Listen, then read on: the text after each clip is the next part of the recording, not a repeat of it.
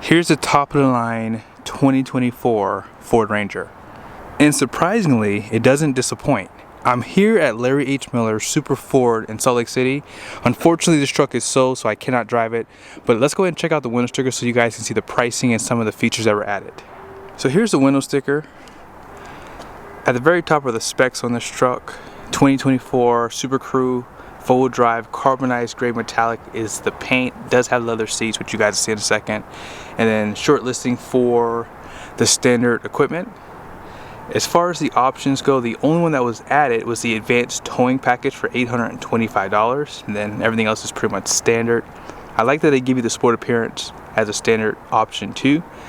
Base price is $47,115. Destination is $1,595 with a total price of $49,535. And here are the Philly county numbers: 24 on the highway, 20 in the city. Let's go ahead and check out the front end. I did a video on an XLT, and a lot of people thought that the styling on this truck was controversial, but I think I like it. It's definitely different from what you've seen from the competitors. The headlight design on the Lariat is probably my favorite because it has projector style. It does say performance LED right there. And you have that dual projector beam, full LED, and you have a LED projector style fog light. There is a flow through on the front bumper to the fender here. And then check out your parking sensors. They normally don't put them on the side here, but that's really good for pulling into a garage. And they do hide them pretty well. You can't even tell where they are, but they're pretty much nicely placed on the front end of this truck. You do have a silver trim piece down below, and just below that is your recovery hooks, your diffuser on the front end here, active grille shutters, and this truck does have a forward-facing camera with a sprayer. As far as the grille goes, you guys can see it does run through the headlights there. Has a nice design on it too. The hood has a very subtle design to it. Now off to the side, you have an 18-inch wheel, and I do like the overall styling of these two. They are wrapped in a Goodyear Wrangler Territory AT tire. 255/65/18 is the tire size. And as far as the capacity of the tires right here, 2,403 pounds at 51 PSI. They do give you a fabric material for the wheel liner, independent suspension, and they do give you some aluminum control arms too, probably to reduce some of the weight there. Has a coilover style setup. No running boards, but here's some of your badging on the side. You have that painted mirror cap, turn signals, and your cameras. No convex, but blind spot monitoring right there. Painted door handles. So when you get the Sport Lariat, which is what comes standard, there's no chrome really on this truck. You have that bright finish on the wheels, and that's pretty much it. And I actually like it without the running boards too. 18.8 gallon fuel tank and 87 minimum. And here's the top of the bed rails too.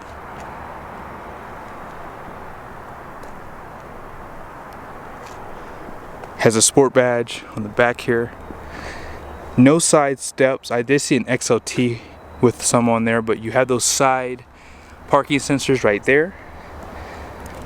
And then here's your leaf spring setup. So you have two leaves in the main pack, shock absorber right there, and 373 rear. Now this does have a standard open diff. You can get an electronic locker on this truck, which I would definitely recommend. You have a donut style spare tire, and this one has the tow package, so you have a hitch. They do not come on the lower trim levels. LED license plate lights come standard. You have a 7 and 4 pin for your trailer, more cameras, and that looks to be a light, LED light that shines down for your hitch. And then here are your tail lights. You have a mixture of LED and incandescent bulbs. And let's go ahead and drop down the tailgate. It is assisted. No spraying, however. You guys can see how it's assisted right there. And they give you a 12 volt, 180 watts max, and 120 volts, 400 watts max in the bed. Really nice that they do that.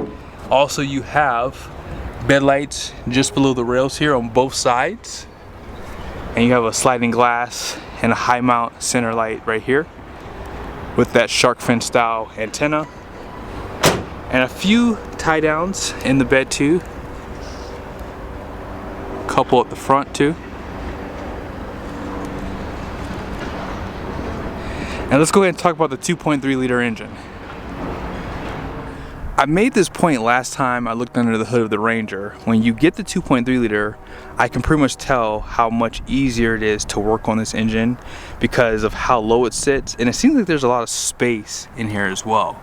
Now, the reason why I say it looks like it's easy is because you have your dipstick here, fill, and all your spark plugs are pretty attainable except for that back one right there. But as far as this engine goes, it's a 2.3 liter inline 4 turbocharged engine. It's going to have 270 horsepower, 310 pound-feet of torque.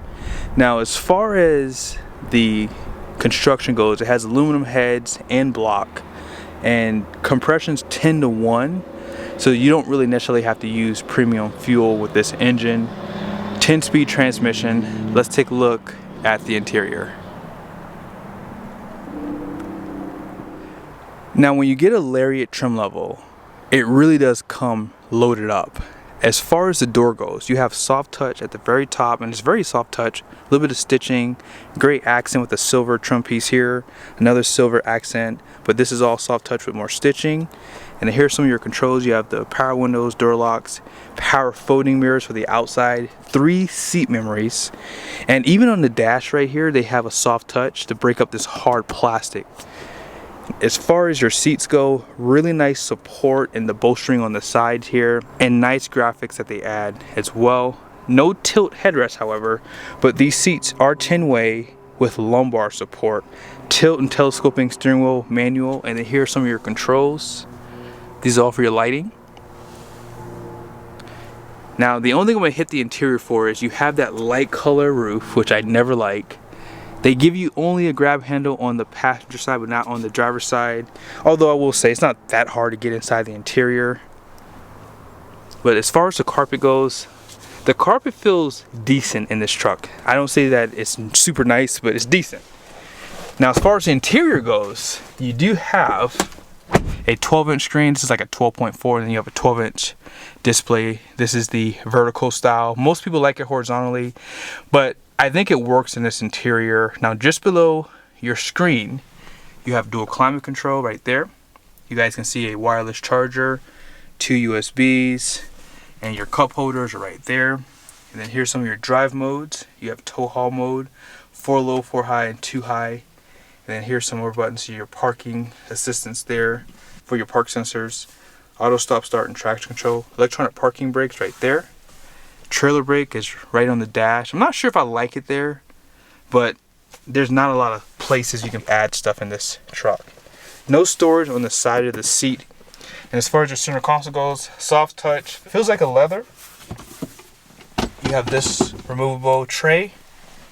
12-volt power inside of here. And it's decent size for this truck, I would say. Now let's go ahead and start it up. Push button starts right here. And then here's your fully digital gauge cluster. Has a nice look to it. Very easy readout. These buttons right here will control the screen. It'll bring you to this menu here. So you have a My View, which you can customize and put some of the information that you want inside of here, or you can take things away. Also trip information. They have seatbelts, driver assistance. You guys can see fuel economy, auto stop start, seatbelts, and then driver assistance again. Off-road shows you the status. So right now it's currently in 2-wheel drive, and then pitch and roll, and then another driver assistance there. Towing's right there. Shows you some trailer information, trailer light status, towing status, and then driver assistance. Trailer gain for like your trailer brake, which hopefully you guys saw right there. It's a little dark inside of here, but I don't see that they give you the measurements inside of here. They have a screen here for navigation, so you could probably, you know, set that up through this screen. That's actually kind of nice that they do that too. Phone, audio, and then you have settings here.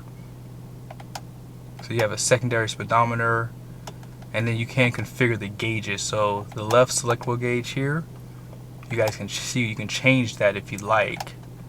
Oh man, I like that. You can put your turbo boost inside of here. Let's go ahead and go back.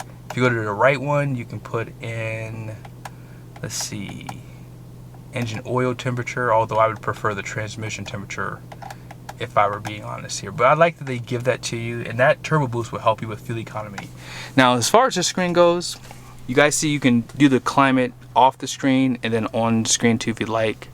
It's really nice that they do that. I think it's good for most people who are buying this truck. If you're younger or older, people are always going to prefer to use this, and then the younger crowd is always going to prefer to use the screen basically.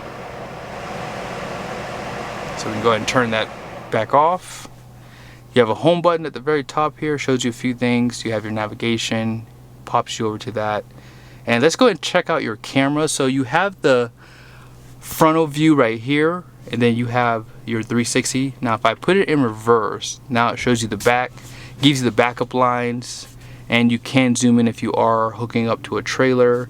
If you hit these 3 lines, it'll show you different views as well.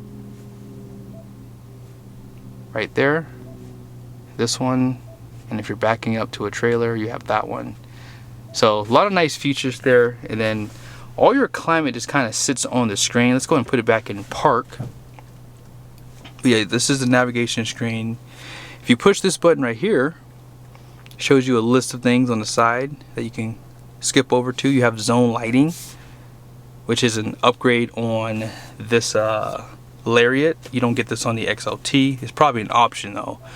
But as far as the interior goes, I would say that everything is nicely laid out. On this side, you do have your drive modes. Let's go ahead and go through those really quickly so you guys can see. This has normal, eco, sport, tow haul, and slippery. And this right here is going to be for your assistance for backing up your trailer. So Pro Trailer Backup Assist can be used with this too. It's pretty cool that they kind of combine both things inside of here. Home link is at the very top on your visor, and there is lights for that too on both sides. Let's see, on both sides you do have lights.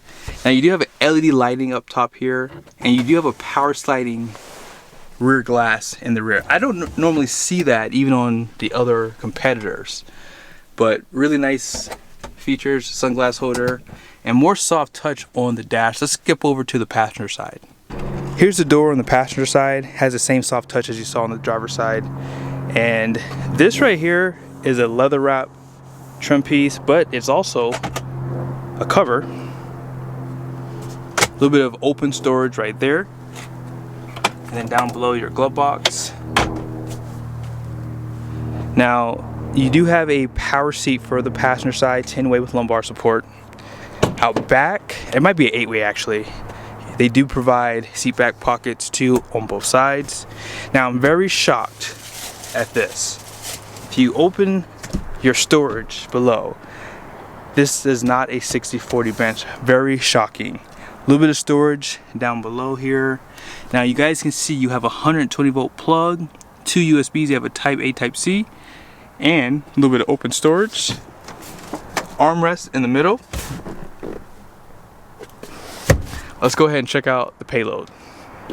One last thing, they do not give you soft touch on the top here in the second row, but this is all soft touch right here. Here are all the numbers on the door.